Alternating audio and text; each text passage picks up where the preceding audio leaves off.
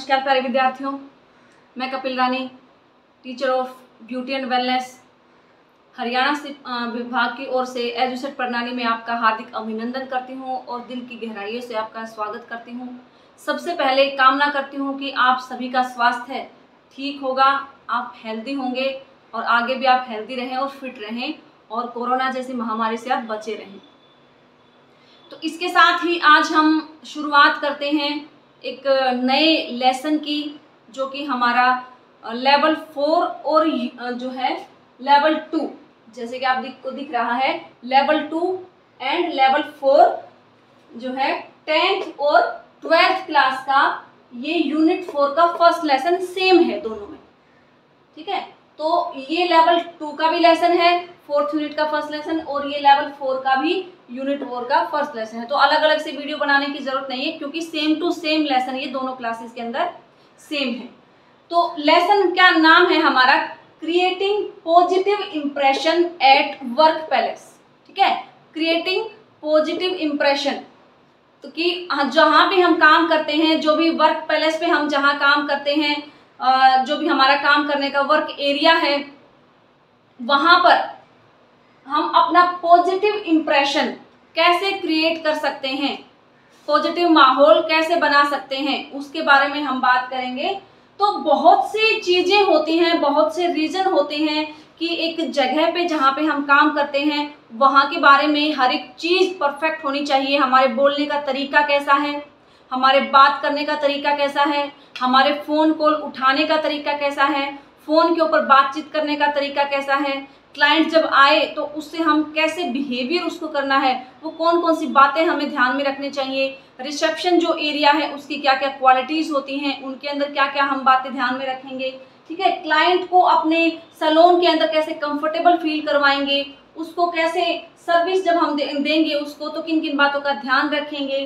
ठीक है, सैलून के अंदर बहुत सारी बातें होती हैं जिनको हम अपना के क्लाइंट के ऊपर अपना इंप्रेशन पॉजिटिव और अच्छा छोड़ सकते हैं। ठीक है, कुछ चीजें ऐसी हैं जो हमें अपनी डेली रूटीन की लाइफ में अवॉइड करनी चाहिए एक हेल्दी लाइफ जीने के लिए। कौन कौन सी चीजें होती हैं वो, टीम मेंबर क्या होता है, टीम वर्क क्या होता है, टीम में काम करने से क्या बेनिफिट होते हैं। ठीक है, तो उन सभी के बारे में आज हम डिस्कस करेंगे।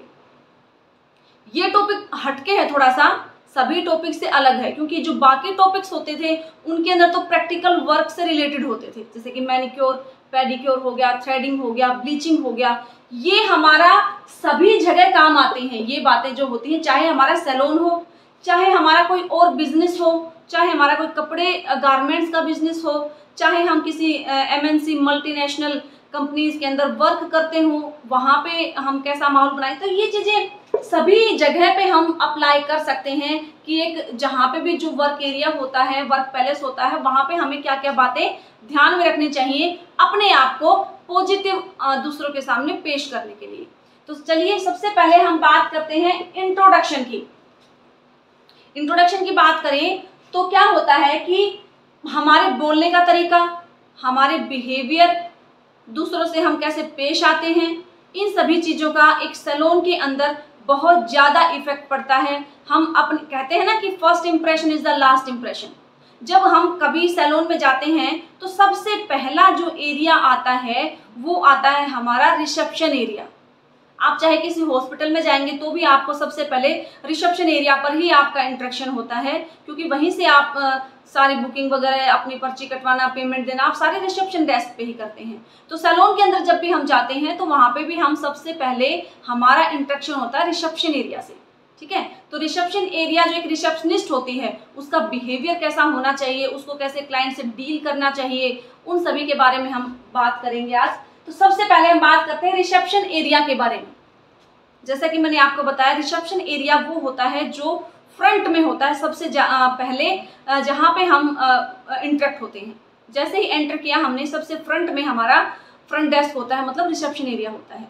रिसेप्शन एरिया के अंदर क्या क्या चीजें होती हैं, पेमेंट देना, लेना, रिसिप्ट कटवाना, वहाँ पे जो है हमें सर्विस के बारे में जानकारी भी मिल जाती है, क्या क्या ऑफर सैलून के अंदर चलते हैं उनके बारे में भी जानकारी हमें मिलती है। तो कैसा होना चाहिए रिसेप्शन एरिया हमारा, बिल्कुल साफ, क्लीन होना चाहिए। जो भी हमारा डेस्क है, रिसेप्शन डेस्क जो या रिसेप्शन मेज भी बोल सकते हैं, टेबल भी बोल सकते हैं, वो बिल्कुल क्लीन साफ होनी चाहिए। ठीक है, उसके ऊपर कोई भी अननेसेसरी चीज़ें ना हो, जैसे कि बुक्स, मैगजीन, जो भी है डायरी वायरी, वो आपको अच्छी तरीके से मैनेज, सुव्यवस्थित होनी चाहिए, एक जगह पे अच्छी तरीके से मैनेज होनी चाहिए। ये ना हो कुछ इधर रखी हैं, कुछ उधर रखी हैं, उल्टी सीधी, तो उनको अच्छी तरीके से मैनेज करके रखें। ठीक है, मेज के ऊपर कभी भी आप झूठे बर्तन ना रखें, जैसे पानी पीने के बाद ग्लास रखा है झूठा, चाय पीने के बाद कोई और कप वगैरह रखे हैं, तो कभी भी आप एक्स्ट्रा चीज़ें ना रखें, तुरंत उनको वहाँ से हटा दें। अगर मेज के ऊपर फ्लावर पॉट रखा है, ठीक है, जो जिसको गुलदस्ता हम बोल देते हैं, अगर वहाँ पे उनमें फ्रेश फ्लावर हम रखते हैं तो आप ध्यान रखें कि उनको या तो 2 या 3 दिन में चेंज कर दें या वीकली चेंज करते रहें उनको, क्योंकि फूल जो है ख़राब हो जाते हैं, पानी के अंदर होने से उनमें हो सकती है स्मेल वगैरह हो जाए, मुरझा जाते हैं। तो वीकली उनको चेंज करते रहें ताकि इफेक्ट अच्छा पड़े, फ्रेश फील हो आपको। क्लाइंट जब आए तो जो है रोजेज वगैरह हो, फ्लावर वगैरह हो, वो फ्रेश दिखे और अच्छा माहौल क्रिएट हो। ठीक है, तो ये चीज़ें हम या मतलब ध्यान रख सकते हैं रिसेप्शन एरिया के बारे में कि हमारा कैसा होना चाहिए। नेक्स्ट हम बात करेंगे स्टाफ रूम। स्टाफ रूम भी हर जगह होता है, चाहे वो सैलून हो, चाहे वो स्कूल हो, चाहे वो कोई कंपनी हो, चाहे वो कोई प्रोडक्ट बनाने की कंपनी हो, या कोई भी जगह जहाँ पे हम काम करते हैं, स्टाफ रूम होता ही होता है। किस लिए होता है कि स्टाफ रूम के अंदर हम जो है फ्री टाइम में अपना टाइम वहाँ पे व्यतीत करते हैं, रेस्ट कर सकते हैं, फ्री टाइम में, लंच टाइम में हम वहाँ पे खाना खा सकते हैं। तो स्टाफ रूम के बारे में भी हम क्या क्या बातें ध्यान रखेंगे कि स्टाफ रूम भी हमारा क्लीन होना चाहिए। खाना खाने के बाद जो भी आपके बर्तन वगैरह हैं उनको झूठा ना छोड़े, वहाँ पे ओपन में ना छोड़े, उनको या तो पैक करके रख दें या फिर उनको वॉश करके ही रखें। अगर स्टाफ रूम के अंदर मैगजीन वगैरह, न्यूज़पेपर हैं, तो वो अपनी अच्छे तरीके से, व्यवस्थित तरीके से आप उनको रखें। ठीक है, स्टाफ रूम के अंदर चेयर वगैरह, मेज वगैरह होती हैं, क्लीन होनी चाहिए, अपनी जगह पे व्यवस्थित होनी चाहिए। कोई भी चीज़ खुले में ना फेंके वहाँ पे खाना खा के। ठीक है, उनको पैक करके डस्टबिन में डाल दें। तो स्टाफ रूम के अंदर आप ये क्वालिटी आपकी होनी चाहिए, हो सकती है, क्योंकि फ्री टाइम में हम स्टाफ रूम में ही बैठते हैं, तो जितना हाइजीन, क्लीन, साफ सुथरा रहेगा, हम उतने ज़्यादा बीमारियों से बचे रहेंगे। ठीक है, नेक्स्ट आता है हमारा प्रोवाइडिंग ए केयरिंग एनवायरनमेंट। मतलब कस्टमर को हम एक केयरिंग वातावरण, केयरिंग एनवायरनमेंट कैसे प्रदान कर सकते हैं। क्लाइंट को सैलून के अंदर कंफर्टेबल फील करवाना स्टाफ की जिम्मेदारी होती है, एक सैलून ओनर की जिम्मेदारी होती है कि उसको कैसे कंफर्टेबल फील करवाएं, उसको कोई दिक्कत ना हो। ठीक है, तो कोई भी सर्विस जब हम देते हैं वो तभी सक्सेस होती है जब हम सर्विस अच्छी दें, उसको हमारा बातचीत करने का तरीका बहुत अच्छा हो, उसके साथ रिस्पेक्ट से बात करें, फ्रेंडली तरीके से बात करें, ताकि उसको अपनापन सा लगे। ठीक है, तो तभी कस्टमर को हम रेगुलर बना सकते हैं अपने सैलून के अंदर। तो किन किन चीज़ों का ध्यान रखेंगे हम क्लाइंट को केयरिंग एनवायरनमेंट प्रदान करने के लिए। सबसे पहले सैलून के अंदर हमारा जो एटीट्यूड है वो पॉजिटिव होना चाहिए। ठीक है, कभी भी हम जब भी क्लाइंट से, कभी भी फर्स्ट मीटिंग में जब हम उससे मिलें फर्स्ट टाइम, तो उसको good morning, good afternoon, good evening, जो भी टाइम है वो उसको विश करें। ठीक है, उसके बाद उसका हालचाल पूछें कि हाउ आर यू, कहाँ से आप आए हैं, क्या आपको सर्विस लेनी है। ठीक है, आपने जो भी कपड़े पहन रखे वो बिल्कुल साफ क्लीन होने चाहिए, आपके ड्रेस, जो भी सैलून का ड्रेस कोड है उसके अकॉर्डिंग रखें। ठीक है, क्लाइंट को फ्रेंडली फील करवाएं, चाहे आप सैलून के अंदर बात करें, चाहे आप उससे टेलीफोन पे बात करें, उससे फ्रेंडली तरीके से बात करें। कस्टमर से जब आपका बिहेवियर हो बात करने का, तो वो अच्छा होना चाहिए, फ्रैंक होना चाहिए, फ्रेंडली होना चाहिए। ठीक है, अगर कभी क्लाइंट को आपकी वजह से बहुत ज़्यादा वेट करना पड़े तो कोई एक्सक्यूज़ ना दें लेट होने का, आप उससे सॉरी फील करवाएं। ऐसा ना हो कि आपने क्लाइंट को टाइम दे दिया हो 10 बजे का और आप आ रहे हैं 10:30 बजे। ठीक है, तो उसको क्या फील होगा कि ये टाइम का पंचुअल ही नहीं है, तो क्या सर्विस देगा। ठीक है, तो सबसे पहले पंचुअलिटी टाइम की बहुत ज़रूरी है। जो आप टाइम दें उसी टाइम पे आप करेक्ट टाइम पे पहुँचें और करेक्ट टाइम पे सर्विस दें। ठीक है, क्लाइंट के साथ कभी भी पर्सनली टॉक ना करें। कई बार होता है कि हम जब सर्विस देते हैं तो क्लाइंट के साथ कुछ ज़्यादा ही फ्रेंडली हो जाते हैं, उससे पर्सनली बातें पूछने लग जाते हैं कि कहाँ से हो, किस फैमिली से हो, फैमिली में कौन कौन है, आप क्या करते हो, आपके हस्बैंड क्या करते हैं, है ना। तो हमें कोशिश करनी चाहिए कि हम प्रोफेशनल बिहेवियर उससे रखें। इतना ज़्यादा पर्सनली उसके टॉपिक पे ना जाएं, हो सकता है क्लाइंट को बुरा लग जाए, है ना। तो हमेशा हम जो भी सर्विस देने आए हैं उस सर्विस के ऊपर फोकस करें और ज़्यादा पर्सनली टॉक ना करें। तो इस तरीके से हम क्लाइंट को एनवायरनमेंट, एक पॉजिटिव एनवायरनमेंट, केयरिंग एनवायरनमेंट प्रदान कर सकते हैं। कुछ बातों का ध्यान रखें। अब आता है कम्युनिकेशन। ठीक है, कम्युनिकेशन क्या होता है? बातचीत करने का तरीका। कम्युनिकेट करना, बातचीत करना, किससे?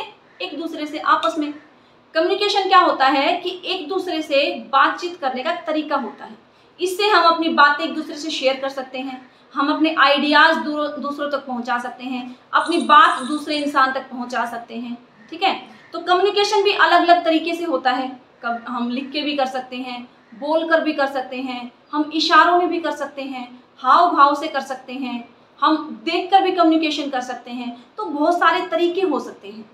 ठीक है, टेलीफोन पर बात करना कम्युनिकेशन है, हालांकि उसमें हम एक दूसरे का फेस नहीं दिखाई देता, लेकिन टेलीफोन पे बात करना हम बोल के कम्युनिकेशन कर रहे हैं। लिखकर, किसी को पहले चिट्ठी लिखते थे, आजकल हम मेल लिख देते हैं, मैसेज में टाइप करके लिख देते हैं, तो वो क्या है? मैसेज में कन्वर्सेशन है, मैसेज में हम कम्युनिकेशन कर रहे हैं। ठीक है, रिटर्न में लिख के कम्युनिकेशन कर रहे हैं। देख कर कम्युनिकेशन करना। अब आप कहेंगे कि देख कर कैसे बातचीत हो सकती है? हो सकती है। कैसे? जब आप कभी ट्रैफिक सिग्नल पे होते हैं, तो जब आपकी ग्रीन और रेड लाइट जब जलती है, आप समझते हैं उसमें कोई आपका आवाज़ थोड़ी ना आ रही है कि भाई चलो रुक जाओ, नहीं। लेकिन हमें पता है कि रेड लाइट किस लिए होती है? रोकने के लिए। ग्रीन लाइट किस लिए होती है? चलने के लिए। ठीक है, तो वो क्या होता है? देख कर बातचीत कर रहे हैं हम इनडायरेक्टली। जैसे रेड बत्ती हुई, हम अपनी गाड़ी रोक देते हैं, हम समझ जाते हैं भाई रुकने के लिए बोल दिया। जैसे ग्रीन लाइट हुई, हम चल देते हैं, हमें पता लग जाता है कि चलने के लिए बोल दिया। तो ये क्या है? देख के कम्युनिकेशन हो रहा है। हाव भाव से कैसे कम्युनिकेशन होता है? कई बार हम बोलते नहीं हैं, इशारों में समझा देते हैं। जैसे मान लो किसी स्टूडेंट को हम खड़ा होने के लिए कह रहे हैं और हम बोल के ना गए, तो कैसे इशारा कर देते हैं? ये क्या है? कम्युनिकेशन है। बैठने के लिए बोलेंगे तो समझ जाएगा वो कि बैठने के लिए बोल दिया। अपने पास बुला रहे हैं तो क्या है? ये हाव भाव होते हैं, हमारे एक्सप्रेशन होते हैं, जिनसे हम बातचीत कर सकते हैं। ठीक है, कम्युनिकेशन करने के 4 चरण होते हैं, 4 कंपोनेंट होते हैं। कौन कौन से होते हैं?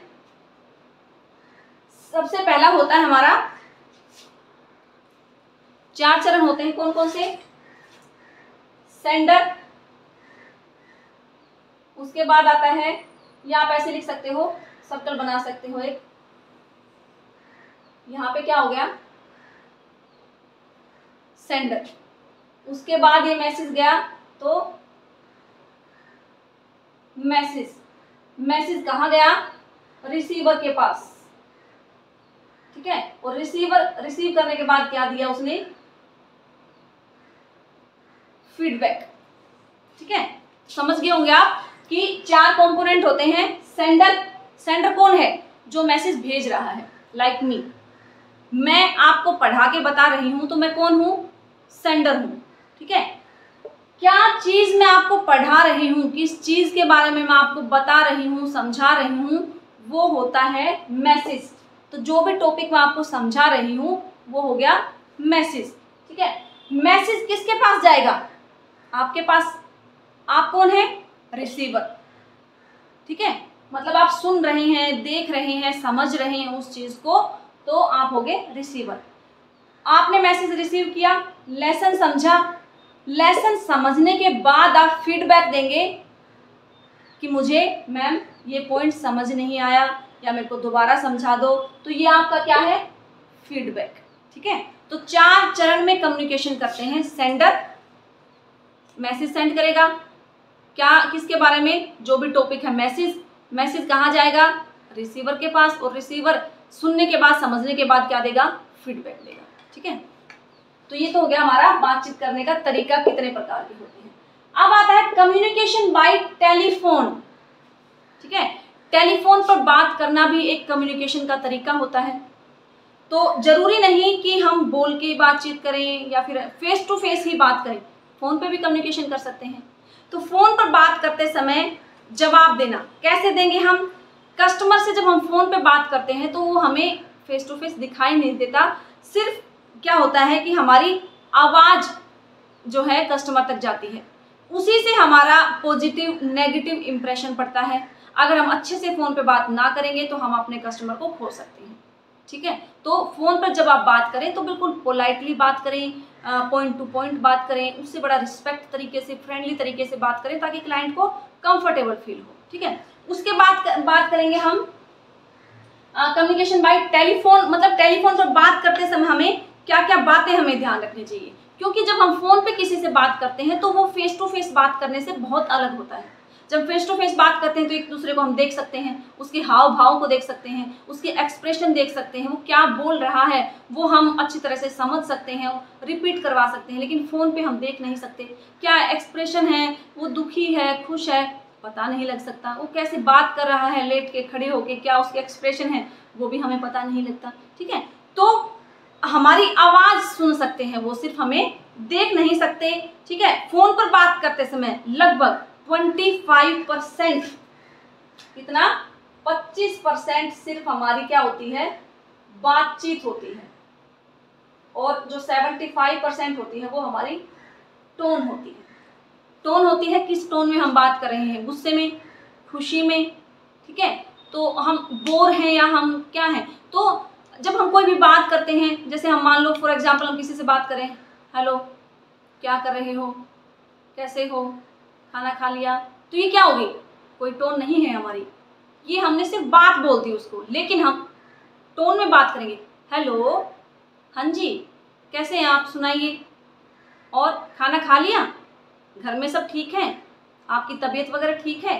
तो ये क्या है, ये हमारी टोन है कि हम बातचीत कैसे करते हैं। अगर हम मान लो बहुत खुश हैं तो फ़ोन उठाते ही हम स्माइल के साथ बात करें, हेलो, हाँ जी, कैसे हो। अगर हम दुखी हैं, हेलो, हाँ जी, कैसे हो। इससे पता लग जाता है कि हम किस टोन में बात कर रहे हैं, खुश हैं, दुखी हैं, बोर हैं, तो पता लग जाता है। उसके बाद आता है कि आपकी वॉइस कैसी होनी चाहिए, योर वॉइस इफेक्ट, आपके बोलने का तरीका, जो आपकी आवाज़ है वो दूसरे के ऊपर कैसे इफेक्ट डालती है, ठीक है। आपकी जो वॉइस है वो कैसी होनी चाहिए फ़ोन पर बात करते समय। सबसे पहले तो ध्यान रखें कि जो भी बोले क्लियर बोले, कोई भी वैसा ऐसा वर्ड ना बोले जो सामने वाले को समझ में ना आए। सामने वाले को अगर इंग्लिश नहीं आती तो कोशिश करें कि आप इंग्लिश में बात ना करें, हिंदी में बात करें। जैसे लैंग्वेज उसको समझ आती है आप उसी लैंग्वेज में उससे रिस्पेक्टफुली बात करें, उसको अपनी बातें समझें, ठीक है। अगर आप फ़ोन पे बात करते समय लेट के बात करते हैं, लेट कर बात करते हैं, तो आपकी वॉइस जो है क्लियर नहीं आती, इसलिए कभी भी लेट कर बात ना करें। जब भी आप लेट के आप फ़ोन उठाते हैं, हेलो, तो सामने वाले को पता लग जाता है। कई बार क्वेश्चन पूछ भी लेते हैं, क्या बात, सो रहे थे क्या, हम कहेंगे नहीं, मैं तो ऐसे ही लेटा था बस, है ना। तो क्या होता है कि लेट के बात करने से हमारी वॉइस जो है वो एक तो क्लियर नहीं जाती, आलस भरी जाती है। तो इसलिए जब भी आप बात करें पूरा अलर्ट होकर, एक्टिव होकर बैठ के बात करें, फोकस के साथ, ठीक है। जब भी आप फ़ोन पे किसी से बात करें तो फ्रेंडली तरीके से बात करें, उसको good morning, good afternoon wish करें, उसके हाल चाल पूछें, हेल्थ के बारे में पूछें, हाउ आर यू, ठीक है, कैसे हो आप। तो इस तरीके से पूछ के तब आप मतलब उससे बात करें। अपनी जो आपकी टोन है उसको आप जो है अच्छी रखें, रिस्पेक्टफुली रखें, और जो है क्लियर रखें, ठीक है। तो इन सभी बातों का आप ध्यान रख सकते हैं बात करते टाइम फ़ोन पे। अब आ रहा है कि फ़ोन पर बात करते समय क्या क्या रुकावटें आती हैं।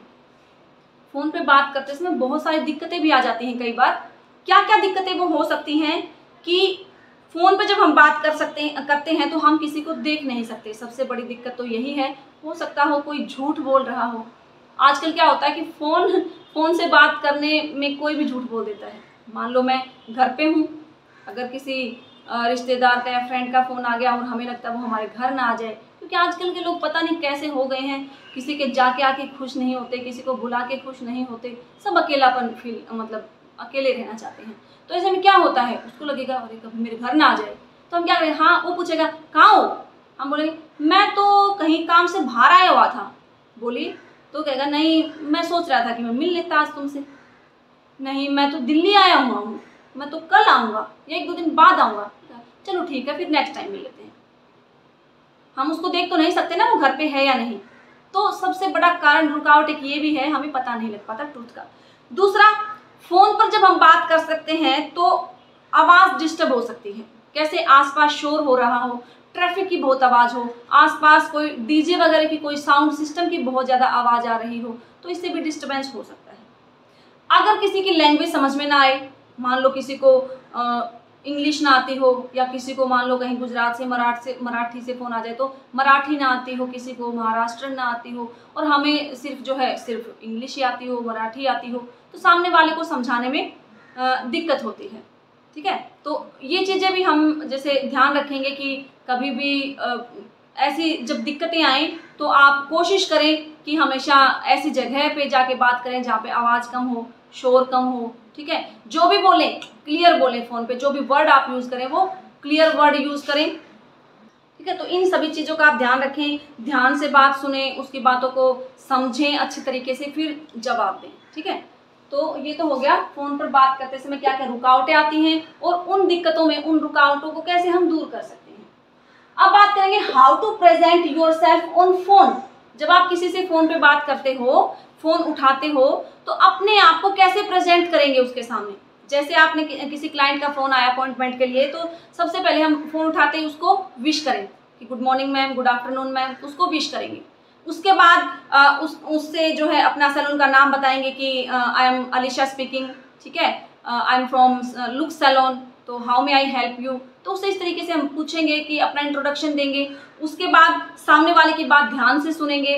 ठीक है, उसकी किस ट्रीटमेंट के लिए फ़ोन आया है वो पूछेंगे, और जो है लास्ट में सारी बातें उससे दोबारा से पूछ लेंगे, दोहरा लेंगे। अपने पास कॉपी पेन हमेशा रखेंगे, क्योंकि क्लाइंट मान लो किसी अपॉइंटमेंट के लिए फ़ोन आया हो तो हम साथ के साथ उसकी बातों को नोट करते जाएंगे कि कब वो आएगा, किस टाइम आएगा, क्या सर्विस उसको लेनी है, क्या उसका नाम है, क्या उसका एड्रेस है, तो सारी चीज़ें लिख लेंगे। लेकिन जब लास्ट में जब फ़ोन रखेंगे तो उसके बाद दोबारा से एक बार कंफर्म कर लेंगे कि एक बार मैं आपको रिपीट कर रहा हूँ कि आप कल 2:30 बजे आएंगे, आप मैनिक्योर सर्विस लेने आएंगे। ठीक है, आप ये वाले प्रोडक्ट लेंगे, ये वाला मैनिक्योर लेंगे, तो कहेगा हाँ जी ठीक है। तो उसके बाद उसको अपॉइंटमेंट को हम कंफर्म कर देंगे। ठीक है, उसके बाद आता है क्वेश्चन ऑन द फोन। जब हम किसी से क्लाइंट से फ़ोन पे बात करते हैं, अपॉइंटमेंट लेते हैं, तो उससे हम बहुत सारे क्वेश्चन पूछ के जो है हम उसके बारे में पता लगा सकते हैं कि क्या उसको सर्विस लेने हैं। तो कैसे क्वेश्चन पूछेंगे, जैसे मान लो सबसे पहले जब फ़ोन आता है तो हम good morning, good afternoon wish करते हैं कि आई एम कॉलिंग जो है from look salon, I am speaking Alisha and how may I help you. ठीक है, तो वो आप बोलेंगे कि मुझे जो है एक सर्विस लेनी थी हेयर स्पा के बारे में। तो हम उससे कहेंगे कि आपने ये सर्विस पहले क्या हमारे यहाँ से ली थी। वो कहेगा कि हाँ ली थी, तो कब ली थी। ठीक है, उसके बाद हम कहेंगे कि अच्छा आपको वही सर्विस लेनी है या उससे अलग लेनी है, वो हम पूछेंगे। और फिर उसके बाद हम उससे अपॉइंटमेंट क्लियर कर लेंगे कि अच्छा ठीक है आप कल 2:30 बजे आ रहे हैं अपॉइंटमेंट के लिए। वो कहेगा कि यस 2:30 बजे कंफर्म कर दीजिए। तो लास्ट में उससे पूछ लेंगे कि इसके अलावा कुछ और आपको सर्विस लेनी हो तो आप ये कंफर्म कर दूँ। वो कहेंगे कि हाँ जी। उसके बाद हम जो है उसकी अपॉइंटमेंट फिक्स कर देंगे। तो हम उससे कुछ क्वेश्चन पूछ के उससे जो है हम उससे बातचीत हम कर सकते हैं, पता लगा सकते हैं सभी चीज़ों के बारे में। ठीक है, उसके बाद आता है जब हम मैसेज करें किसी को तो क्या क्या बातें ध्यान में रखेंगे। मान लो हमने किसी ऑफर के लिए मैसेज करना है किसी क्लाइंट को। ठीक है, हम ऑफर बताना चाहते हैं, हम उसको किसी सर्विस के बारे में बताना चाहते हैं, तो हम किन किन बातों का ध्यान रखेंगे जब उसको मैसेज करें। सबसे पहले तो हमें क्लाइंट का नाम पता होना चाहिए कि किसके पास मैसेज कर रहे हैं। ठीक है, कि हम किसको भेज रहे हैं वो उसमें लिखेंगे, क्या मैटर है हमारा वो लिखेंगे, किस टाइम को हम भेज रहे हैं, किस डेट को हमने भेजा है मैसेज, वो सारा रिकॉर्ड रखेंगे। ठीक है, और भेजने वाले का नाम, मान लो मैं भेज रही हूँ कपिल, तो मैं अपना नाम लास्ट में लिखूंगी, thanks and regards from Kapil. ठीक है, फ्रॉम लुक सैलून। तो जो भी सैलून का नाम अपना नेम है वो हम उसमें मेंशन करेंगे। ठीक है, तो किसी को मैसेज करते समय आप ये बातें ध्यान में रख सकते हो। उसके बाद आता है कोड ऑफ कंडक्ट। मतलब कोड ऑफ कंडक्ट का मतलब होता है सैलून के अंदर आप किन किन बातों का ध्यान रख सकते हैं जिससे कि क्लाइंट को अच्छा फील हो, हमारी भी रेपुटेशन पॉजिटिव बने, हमारा इंप्रेशन जो है पॉजिटिव पड़े क्लाइंट के ऊपर। तो किन किन बातों का हम ध्यान रखेंगे उनके बारे में हम बात करेंगे। जैसे कि सैलून के अंदर जो भी एम्प्लॉयज़ काम करते हैं उन सभी एम्प्लॉयज़ के लिए हैं ये बातें, हमारे लिए भी हैं, जो एम्प्लॉयज़ हैं उनके लिए भी हैं, ओनर हैं उनके लिए भी हैं। तो क्या किन किन बातों का ध्यान रखना चाहिए सैलून के अंदर काम करने वाले एम्प्लॉयज़ को। सबसे पहले दूसरों के प्रति रिस्पेक्ट रखें, ईमानदार रहें। क्लाइंट जब भी कोई काम किसी सर्विस के लिए आता है तो उससे हम रिस्पेक्ट से बात करें, विनम्रता से बात करें। ठीक है, अपने काम में 100% दें, कभी भी झूठ ना बोलें। क्योंकि इससे इंप्रेशन आपका खराब होगा, पर्सनैलिटी आपकी खराब होगी। दूसरा, कभी भी अपनी किसी बात को लेके दूसरे से बहस ना करें। किसी की जाति, धर्म, समुदाय के ऊपर आप डिस्कस ना करें, बहस ना करें, ठीक है, इससे माहौल खराब हो सकता है। किसी को आप जबरदस्ती किसी अननेसेसरी परेशान ना करें, टॉर्चर ना करें। अगर आप किसी से टॉर्चर होते हो या आपको कोई परेशान कर रहा है बार बार, तो आप अपने सैलून के ओनर से कंप्लेन कर सकते हो इस चीज़ की।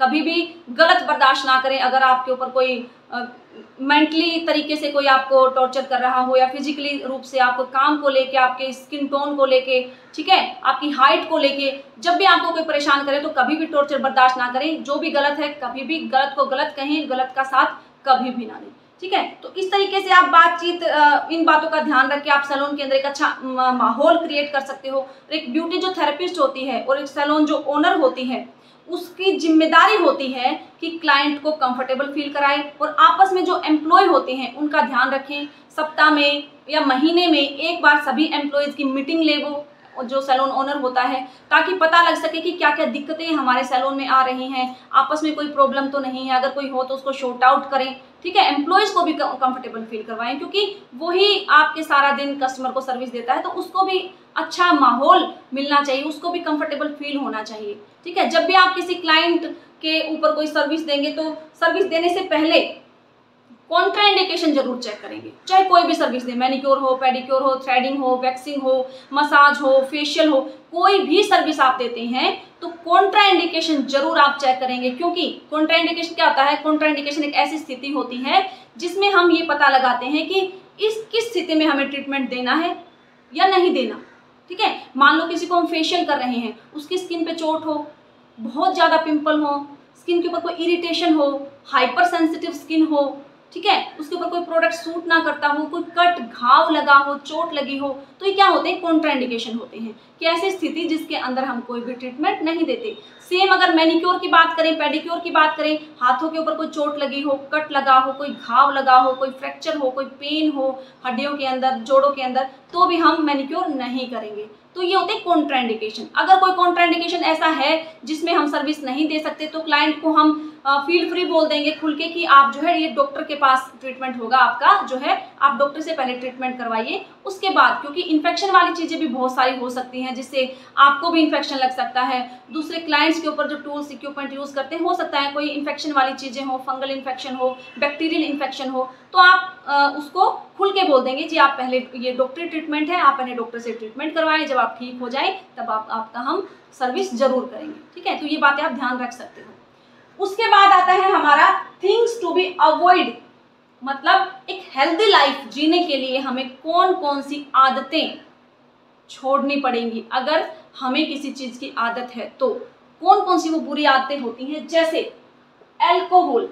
अल्कोहल का मतलब क्या होता है? ड्रिंक वगैरह करना, शराब वगैरह पीना, ठीक है। ज़्यादातर जेंट्स में होती है ये आदत, लेकिन हो सकता है फीमेल में भी हो। आप बड़ी बड़ी सिटीज में जाएंगे तो आप फीमेल को भी देख सकते हैं, मतलब ले लेते हैं वो। तो क्या होती है? एक बैड हैबिट होती है बहुत ज़्यादा ये। एक तो जो अल्कोहल जो पीते हैं, क्या सबसे बड़ा इफेक्ट उनकी सेहत पे पड़ता है? उनकी हार्ट डिजीज हो जाती हैं, हार्ट फेल हो सकता है, हार्ट की बीमारियां हो सकती हैं, कैंसर की बीमारियां हो सकती हैं, उसको जो है कोई भी लीवर के अंदर इन्फेक्शन हो सकता है, कोई भी और बीमारियां हो सकती हैं बहुत सारी, ठीक है। सबसे बड़ी बात, वो अपने काम पे फोकस नहीं कर पाते। क्यों? क्योंकि उनका माइंड जो है हमेशा नशे में रहता है, अपने काम पे फोकस नहीं कर पाएंगे। समाज में इज्जत नहीं रहती, क्योंकि बातचीत करने का तरीका वो भूल जाते हैं, ठीक है। तो इज्जत नहीं हो पाएगी, उनको हमेशा सिर दर्द रहेगा, डिप्रेशन रहेगा, नींद ना आनी जैसी बीमारियों की शिकार हो जाएंगे। तो कोशिश करें इन चीज़ों को अवॉइड करें अगर आपको एक हेल्दी लाइफ जीनी है तो। सेकंड आता है तंबाकू, जिसको टुबाकू बोल देते हैं। तो जो तंबाकू होता है, ये भी, इस आदत से भी बहुत ज़्यादा लोग ग्रसित होते हैं, बहुत सारे लोगों को इसकी आदत होती है। तो तंबाकू एक बहुत बड़ा कारण है जिसमें लोगों की मौत का, संसार के अंदर इसकी वजह से प्रत्येक 6 सेकंड में एक मौत होती है तंबाकू के कारण। हर 6 सेकंड में एक मौत हो जाती है। जो लोग तंबाकू का सेवन करते हैं, हर 6 सेकंड में एक मौत होती है तंबाकू के कारण, ठीक है। तंबाकू खाने से क्या इफेक्ट पड़ते हैं? एक तो हमारा मुंह का कैंसर हो जाएगा, ओरल कैंसर, क्योंकि तंबाकू चबाते रहते हैं जो लोग, तो उनके अंदर से पूरा मसल्स, मुंह की स्किन खराब हो जाती है, तो ओरल कैंसर हो सकता है, ठीक है। जिसका प्रभाव हमारे मुंह के ऊपर पड़ता है। हमारी जो टंग होती है वो खराब हो जाती है, अंदर की स्किन खराब हो जाती है, हमारी जो टंग होती है वो खराब हो जाती है, लिप्स के ऊपर भी असर पड़ेगा। तो इससे माउथ कैंसर भी हो सकता है। तंबाकू खाने से इंसान का जो टेस्ट होता है मुंह का वो खराब हो जाता है, क्योंकि बहुत सारे केमिकल होते हैं जिसको खाने से क्या होगा, हमारे मुंह के सारे जो भी हमारी सेंसरी जो वेन्स होती है वो सारी खत्म हो जाती है सेंस उनकी, ठीक है। ज़्यादा स्मोक करने से लंग्स के अंदर कैंसर होने का चांस बढ़ जाता है। जो ज़्यादा स्मोकिंग करते हैं, जो तंबाकू वगैरह खाते हैं, तो लंग्स के अंदर जो है वो एक तरह से जम जाता है। जो खाते हैं हम, अगर स्मोकिंग ज़्यादा करते हैं, जो धुआं होता है वो अंदर जाके जम जाता है फेफड़ों के अंदर। ऐसे ही जो तंबाकू खाते हैं तो उसका जो पेस्ट होता है वो अंदर जाता है वो, तो उससे हमारे जो फेफड़े होते हैं वो, लंग्स जो होते हैं वो खराब हो जाते हैं और लंग कैंसर होने का डर रहता है। उसके बाद आता है हमारा गुटखा।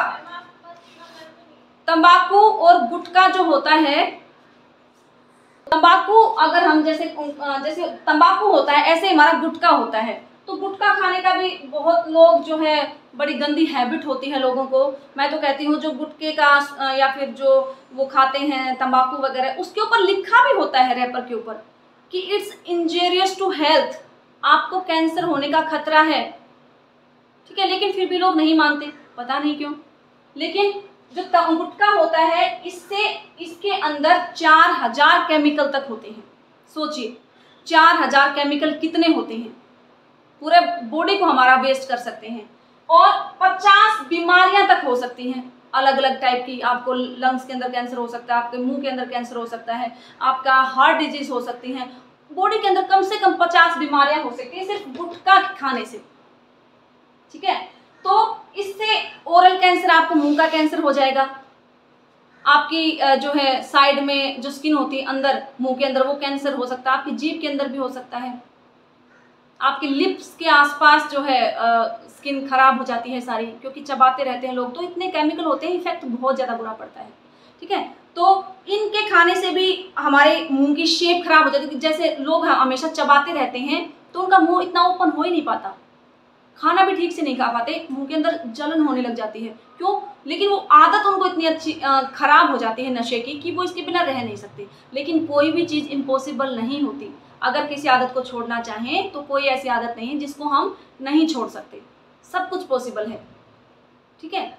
बशर्ते आपके अंदर हिम्मत होनी चाहिए, उस चीज़ को छोड़ने का जज्बा होना चाहिए। जब हमें पता है कि ये चीज़ हमारी बॉडी के ऊपर बहुत बुरा इफेक्ट डालती है, इतनी ज़्यादा हमें बीमारियां होती हैं, बुरा प्रभाव पड़ता है, तो क्यों नहीं छोड़ सकते, ठीक है। हम जीवित रहेंगे तो ही हमारी फैमिली का हम ध्यान रख पाएंगे। हम अपनी ही हेल्थ का ध्यान नहीं रख रहे हैं, अनजाने में हम एक मौत के मुंह में जा रहे हैं, तो कैसे अपनी फैमिली को संभालेंगे। तो इस चीज़ का आप ध्यान रखें।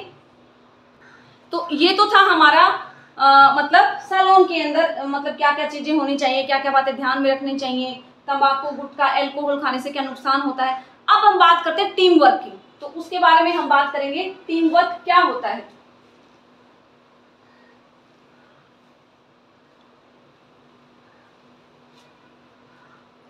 तो सबसे पहले हम बात करते हैं कि टीम में काम करने से काम कैसे अच्छे से हो सकता है, ठीक है।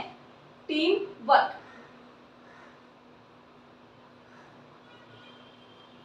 सबसे पहले बात करते हैं टीम वर्क। टीम वर्क क्या होता है, एक टीम क्या होती है। एक हम किसी काम को अकेले करें, अगर उसी काम को करने के लिए हम 5 इंसानों की ड्यूटी लगा दें या 10 इंसानों की ड्यूटी लगा दें, तो वो क्या होगी, वो हमारी एक टीम बन गई, ठीक है। तो टीम में काम हम कैसे अच्छे से कर पाते हैं, क्योंकि मेरे अंदर अलग क्वालिटी है, दूसरे बंदे के अंदर अलग क्वालिटी होंगी, तो जितने भी 10 अलग अलग प्रकार के बंदे हैं, सबके अंदर अलग अलग गुण होते हैं, सबकी अलग अलग सोच होती है, अलग अलग दिमाग होता है, नए नए अलग अलग आइडियाज वो आ सकते हैं, ठीक है। अगर एक इंसान का कम काम कर रहा है दिमाग, तो दूसरा आइडियाज बता सकता है कि ये काम हम ऐसे कर सकते हैं। टीम के अंदर काम करने से काम भी जल्दी हो जाता है, ठीक है, गलती की गुंजाइश नहीं रहती, काम को अच्छे तरीके से हम कर सकते हैं, आपस के अंदर हमारे रिलेशन भी अच्छे बनते हैं, ठीक है। नेक्स्ट हम बात करते हैं कि एक अच्छे टीम मेंबर के अंदर क्या क्या मैनर होने चाहिए। मैनर, एक अच्छे टीम मेंबर के अंदर क्या क्या मैनर होने चाहिए, क्या क्या उसके अंदर गुण होने चाहिए, वो कैसे एक अच्छा टीम मेंबर बन सकता है। सबसे पहले जो भी टीम मेंबर होते हैं सभी का अपना उद्देश्य जो होता है वो क्लियर होना चाहिए। मान लो किसी को हमने चार्ट बनाने के लिए दे दिया, 5 बच्चों को चार्ट बनाने के लिए दे दिया कि पांचों मिलके चार्ट कंप्लीट करो, तो आपस में पांचों डिस्कस कर लेंगे कि मैं पेंसिल ले आऊँगा, मैं स्टेंसिल ले आऊँगा, मैं कलर ले आऊँगा, मैं चार्ट ले आऊँगा। आपस में मिल बांट के काम करेंगे। किसी की ड्राइंग अच्छी है तो मैं ड्राइंग बना दूंगा, कोई अच्छे से कलर फिल करता है तो कलर फिल कर दूंगा, कोई बाउंड्री कर देगा, है ना। तो हर एक इंसान में अलग अलग गुण होते हैं, तो सबसे पहले उसका उद्देश्य जो है क्लियर होना चाहिए। दूसरा, किसी भी काम करने की प्लानिंग पहले करनी चाहिए उसको, ताकि अच्छे से काम हो सके। उसके अंदर गुड कम्युनिकेशन स्किल होनी चाहिए, दूसरों से बात करने का तरीका अच्छा होना चाहिए, सबसे वो अच्छे से रिस्पेक्ट से बात करें, मैनर से बात करें, ठीक है। जो भी वो काम करता है, जॉब रोल के बारे में उसको अच्छे से पता होना चाहिए कि किस चीज़ के बारे में वो जो है प्रोजेक्ट बना रहे हैं, किस काम के ऊपर वो जो है टीम वर्क कर रहे हैं, ठीक है। उनके अंदर गुड लिसनिंग स्किल होनी चाहिए, दूसरे की बातों को अच्छे से सुने, किसी की बात को बीच में ना काटें, अपनी ही बात को हमेशा ऊपर ना रखें, जिद ना करें कि मेरी ही बात बनवाने के लिए, ठीक है। कमिटमेंट का पक्का होना चाहिए। अगर कमिटमेंट कर दिया कि मैम ये मैं कल बना के ला दूंगी, तो कल ही चार्ट बना के लाए, कमिटमेंट का पक्का होना चाहिए। ईमानदारी होनी चाहिए काम के प्रति, जो भी वो काम उनको दिया जाता है टीम वर्क में, ईमानदार होना चाहिए उनको काम के प्रति। अगर कोई भी मेंबर गैर जिम्मेदार हो जाता है तो इसका पूरी टीम के ऊपर असर पड़ता है, ठीक है। तो टीम मेंबर स्ट्रॉन्ग होना चाहिए। हमारी टीम कमजोर कम पड़ती है, टीम कमजोर कब पड़ती है? जो भी हमारी टीम जो बनाई गई है, ठीक है, काम करने के लिए, तो हमारी टीम कब कमजोर पड़ जाती है? या तो टीम का कोई मेंबर साथ ना दे आपका, या फिर अपनी ही बात को वो ऊपर रखे कि नहीं जो मैं कहूँगा वो चलेगा, तो डिस्प्यूट हो जाएगा, आपस में माहौल खराब हो जाएगा, काम नहीं चलेगा।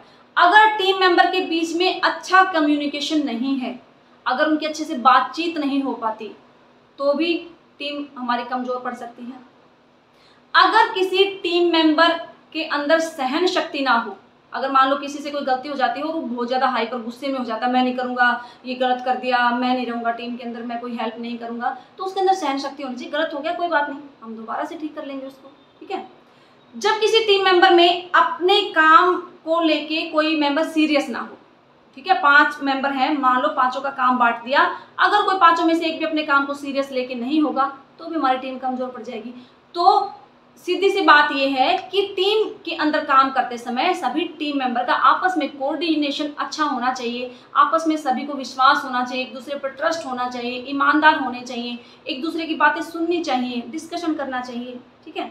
तो एक टीम मेंबर होने के नाते क्या क्या जिम्मेदारियां होती हैं हमारी, कि टीम को पता होना चाहिए आपस में कि सैलून में कितना स्टाफ है, ठीक है, ये उनकी जिम्मेदारियां हैं। कौन सा मेंबर क्या वर्क करता है, कि मान लो पेडिक्योर कौन करता है, मैनिक्योर कौन करता है, फेशियल कौन करता है। हो सकता है किसी को फेशियल अच्छे से ना आता हो तो दूसरे को आता है, तो उसको सिखाने की कोशिश करेगा, हम टीम वर्क में काम करेंगे। दूसरा, कौन सा मेंबर सपोर्टिव है, कि कौन सा मेंबर ऐसा है जो हमेशा काम के तैयार रहता है। तो आपस में इनकी जिम्मेदारी होती है कि आपस में सभी टीम मेंबर के बारे में जानकारी रखें, कोई कमियां हो तो उसको दूर करने की कोशिश करें, ठीक है। सैलून के अंदर कुछ बातें आप और ध्यान में रख सकते हो, जैसे कि अगर आपको किसी से कोई हेल्प लेनी है या इन्फॉर्मेशन चाहिए तो आप उससे विनम्रता से बात करेंगे, ठीक है। अगर आपसे कोई हेल्प ले तो उसकी हेल्प खुश होकर करें। मान लो आप पेडिक्योर करते हैं, पेडिक्योरिस्ट हैं, मैं मैनिक्योरिस्ट हूँ, अगर मुझे मैनिक्योर कम आता है, कोई चीज़ मुझे पूछनी है, ठीक है, तो मैं उससे हेल्प लूँगा। अगर वो फ्री बैठे हैं और मैं काम कर रही हूँ तो उससे मैं कह सकती हूँ कि आप मेरी हेल्प करवा सकते हैं। अगर आप वो सामने वाले को चाहिए कि वो खुश होकर आपकी हेल्प करें, ये ना हो कि मेरा तो काम नहीं है तो मैं नहीं करूँगा, ठीक है। आप जिस भी काम में ट्रेंड हो वही काम करें। हो सकता है आपको थ्रेडिंग बहुत अच्छे से आती हो, आप आईब्रोज की शेप बहुत अच्छे से बनाते हो, या फेशियल मसाज बहुत अच्छे से करते हो, तो जिस भी काम में ट्रेंड हो आप वही जो है काम करने की कोशिश करें, और जिसमें ट्रेंड ना हो आप बोल दें साफ साफ, या उसमें आप सीखने की आपको कोशिश करनी चाहिए। दूसरा, कोई भी ऐसा वर्क ना करें जिसमें आप ट्रेंड ना हो सकता है आप शर्म के मारे ना बोल पाए, लेकिन वो काम आपको आता नहीं हो और गड़बड़ कर दो तो क्या करेगा कस्टमर, तो जो है कंप्लेन करेगा कि अच्छी सर्विस नहीं हुई, ठीक है। तो जो काम आता है आप वही कहें कि मुझे इसमें ट्रेंड हो, मुझे ये काम दे दीजिए, ठीक है। ऐसा कोई भी काम ना करें जिसमें आप मतलब कॉन्फिडेंस ना हो आपको उस काम करने का, गलती होने के चांस हो, तो कोई भी ऐसा काम ना करें। किसी भी काम का जो है सिर हिलाकर जवाब दें। मान लो कोई क्लाइंट, जैसे मान लो किसी पर सर्विस हम दे रहे हैं और पीछे से कोई पूछते हैं, तो आपस में हमें जो स्टाफ मेंबर उनको पता लग जाता है कि हमारा जो है कैसे हम किस तरीके से कन्वर्सेशन करते हैं। तो उससे हम पूछ सकते हैं कि मान लो हम मसाज दे रहे हैं, तो हम कहते हैं सिर हिला के जवाब दे सकते हैं कि बस हो गई मसाज, 10 मिनट, आप इसको जो है रिमूव कर दें, ठीक है। पैक लगा रखा है, तो मान लो 10 मिनट के बाद पैक को रिमूव करना है, तो हम ये ना कहें कि पैक को उतार दो। क्लाइंट को लगेगा इनको तो खुद ही नहीं पता, तो हम उसको बता देंगे टाइम हो गया उतार दो, तो वो समझ जाएगा, ठीक है। तो बहुत सारी ऐसी चीज़ें हैं जिनका हम सैलून के अंदर, या फिर ये चीज़ें तो आपकी हर जगह काम आएंगी। सैलून हटा के आप किसी कंपनी कर दीजिए, सैलून हटा के आप बैंक कर दीजिए, आप स्कूल कर दीजिए, आप कोई कंपनी, कोई भी ऑफिस वगैरह, सभी जगह काम आती हैं। सभी जगह स्टाफ होता है, तो हैंडल तो हमें सभी जगह करना है, टीम वर्क सभी जगह होता है, तो इन सभी चीज़ों का ध्यान रखेंगे। तो ये तो था आज का हमारा लेसन, जो कि हमारा लेवल 4 का भी है और लेवल 2 का भी है, 4th यूनिट सेम है ये, ठीक है। तो इसके अंदर आज हमने बहुत सारी चीज़ें पढ़ी हैं, बहुत सारी बातें पढ़ी हैं, जिनको हम डेली रूटीन में भी अप्लाई कर सकते हैं, ठीक है। तो आई होप कि आपको अच्छे से समझ आया होगा। क्वेश्चन आंसर में बहुत सारे बना सकते हो, कि जैसे कि 1 नंबर के, 2 नंबर के, हम बात करें क्वेश्चन की कि जैसे कि टेलीफोन पर बात करते समय किन किन बातों का ध्यान रखना चाहिए, ठीक है। टेलीफोन पर बात करते समय क्या क्या रुकावटें आ सकती हैं, टीम मेंबर क्या होते हैं, टीम मेंबर के अंदर क्या क्या क्वालिटी होनी चाहिए, अगर टीम मेंबर अच्छे से वर्क ना करे तो क्या दिक्कतें आ सकती हैं, ठीक है। गुटखा खाने से क्या नुकसान होते हैं, अल्कोहल से क्या नुकसान होते हैं, रिसेप्शन एरिया कैसा होना चाहिए। तो बहुत सारे ऐसे क्वेश्चन हैं जो आप साथ के साथ जो है जब आप याद करते हैं तो अपने मन में बहुत सारे क्वेश्चन आप रिपीट करके देखिए, बहुत सारे क्वेश्चन बन जाएंगे। क्या पता जितने मैं बताऊँ आप उससे भी ज़्यादा बना दें, ठीक है। तो कोशिश कीजिए हर चीज़ को प्रैक्टिकल सोचने की। जब भी आप उसको लर्न करें, सबसे पहले आप वीडियो देखें 1 से 2 बार, ताकि आपको जो भी वर्डिंग है उनके प्रोनाउंसिएशन का पता लग जाए कि कैसे बोलते हैं किस वर्डिंग को, ठीक है। आप उसके बाद आप नोटबुक से अच्छी तरीके से उसको रीड करें, रिवाइज करें, अच्छे से याद हो जाएगा। तो इसी के साथ जो है मैं अपने शब्दों को विराम देती हूँ और आशा करती हूँ आपको अच्छे से समझ आया होगा। और मिलते हैं इसी के साथ एक नेक्स्ट टॉपिक के साथ और एक नेक्स्ट वीडियो के साथ। तब तक के लिए जय हिंद, जय भारत, खुश रहिए, खुशहाल रहिए।